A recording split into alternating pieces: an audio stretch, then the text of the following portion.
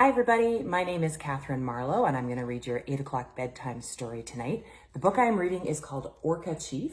It is by Roy Henry Vickers, an artist from the BC coast who drew all these beautiful pictures and did all these paintings, and Robert Budd also helped write it. And this is a story that Roy was told by his relatives when he was growing up in a small village near Prince Rupert called Kitkatla. He says, Kitkatla is a small village near Prince Rupert on the northwest coast of British Columbia. My people have lived here continuously for over 5,000 years, and this is one of our old stories handed down for generations. So here's Roy's version of the story. In the old days, 4 men set out from Kitkatla to paddle to their food gathering place, known today as the Estevan Group. It was spring, the time to gather seaweed and fish for sockeye salmon.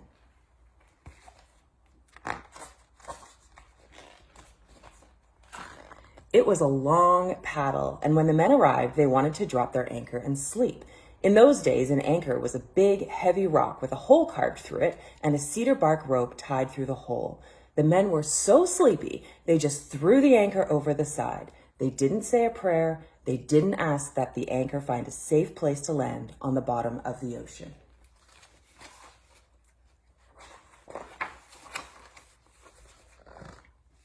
Well, that anchor did not land quietly on the ocean floor. It landed on the roof of the underwater house belonging to the chief of all the Orca. The anchor made such a loud bang that Orca Chief said to one of his helpers, a little ratfish, "Swim up and find out who is up there and why they dropped a rock on my house."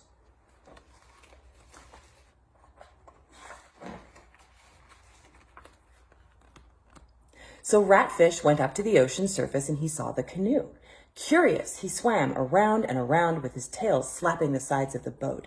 The noise woke the sleeping man, and one grumpy hunter reached over and grabbed Ratfish, pulled his fins off, and threw him back in the water. Poor little Ratfish swam back down and told Orca Chief about the bad people on the surface.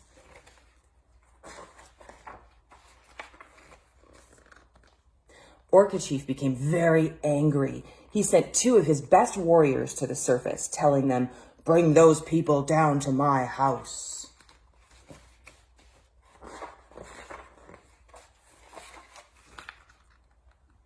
So the 2 orcas swam around and around and around and around and around, faster and faster and faster, until they caused an enormous whirlpool that sucked the canoe right down, down, down to the bottom of the sea and through the door of the big house belonging to the Orca Chief.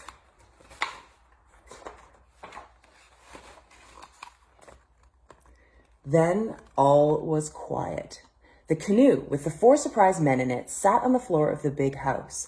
Orca Chief looked at the men and asked, "Why would you drop your anchor on my roof? You should act with more respect in this world."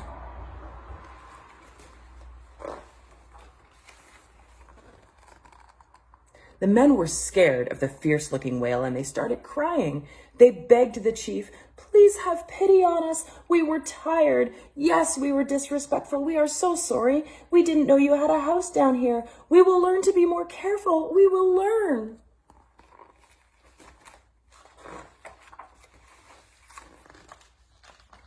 Orca Chief was kind, so he asked 2 of his best hunters to take these men and show them the ocean.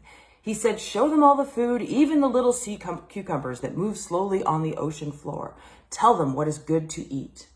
Most importantly, he instructed the men, "Always give thanks to those things that are going to become your food." Then the orca hunters took the men on an adventure and showed them all the beautiful things as they traveled through the undersea world.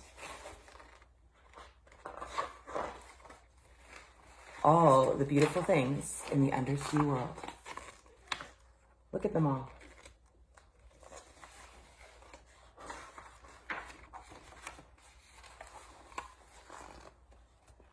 The whales showed the men that when the tides stop coming in and start going out, everything slows down.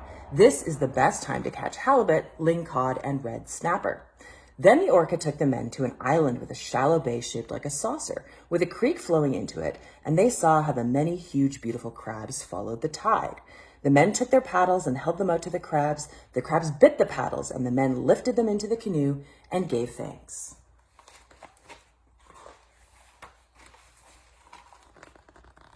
The Orca then brought the men to the place where the Skeena River meets the Pacific Ocean and showed them where the Ulican come in the spring.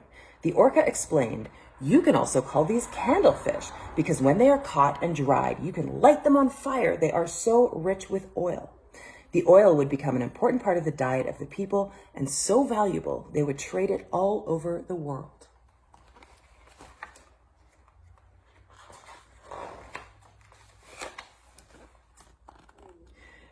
Beyond, the men could see a pod of humpbacks working as a team surrounding a school of herring. The whales swam in a circle and blew bubbles, keeping the thousands of fish together. As they swam around and around, the circle got smaller and the herring were forced closer together into a shiny silver ball. When the wise female of the group decided it was time, she set out a loud call which blew bubbles underneath the herring, forcing them to the surface. It was as if she were saying, "Okay, come and get it." She was the oldest mother, and it was her job to make sure her family had enough to eat. At her call, the whales swam under and scooped up the herring in their open mouths. As the men watched this family, they remembered their own mothers calling them for dinner, and they smiled as they imagined the hugs they would share once they returned to the village.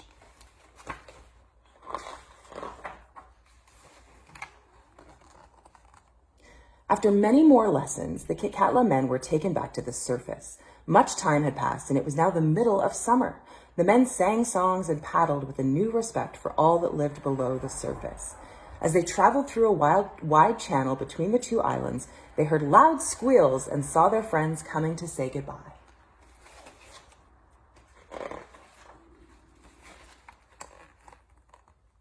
Ten Orca clans came to celebrate, playing and jumping out of the water, bringing their children to show them the majesty of the world above.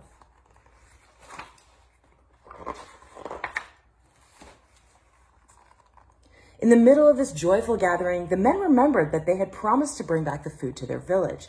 They had been gone a very long time, but their canoe was still empty, so they decided to try out what they had learned. They remembered that whenever the Orca approached, all the fish would scatter and hide. They paddled their canoe away from the Orca toward a large kelp bed near the rocks. The kelp were as tall as trees and firmly anchored to the bottom.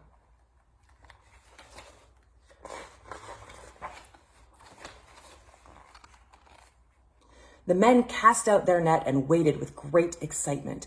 They knew the fish would hide in the kelp forest, away from the dancing, splashing Orca.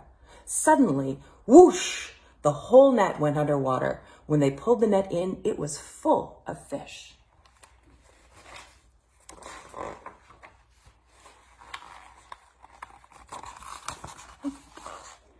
The men paddled home with lessons to share and a boat full of sockeye for everyone, and the whole village gave thanks. The end. Sweet dreams, everybody.